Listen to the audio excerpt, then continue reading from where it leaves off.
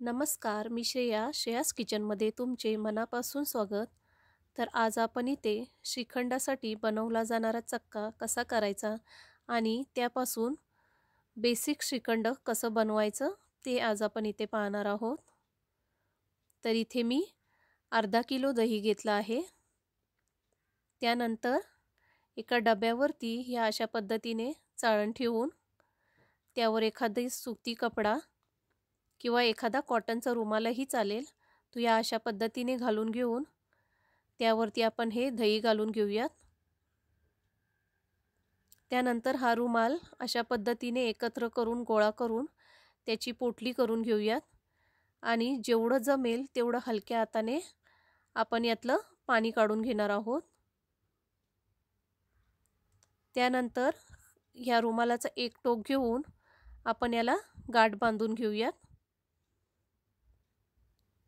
आता यावर आपण ह्या अशा पद्धतीने एखादी जड वजनदार वस्तू ठेवून 5 ते 6 तासासाठी तसंच ठेवून देणार आहोत.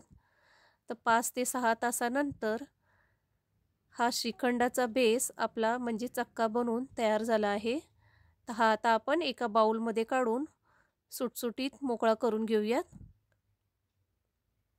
तर यामध्ये मी साधारण 2 चमचे इतपत दूध घातलं आहे. ते व्यवस्थित मिक्स करून घेऊयात.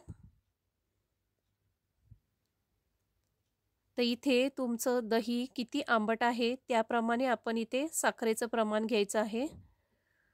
इथे मी 5 चमचे साखर घेतली आहे. तर हे एकाच डायरेक्शनमध्ये सतत असं ढवळत राहून जेणेकरून त्यातल्या गुठल्या निघून जातील आणि स्मूथ अशी पेस्ट तयार होईल इतपत हे फेटून घ्यायचं आहे. तर आता यात आपण वेलची पूड घालूयात. जर तुमच्याकडे अवेलेबल असेल तर जायफळ पूड घातली तरी चालेल. ड्रायफ्रूट्स तुम्ही तुमच्या आवडीनुसार घालून घ्या.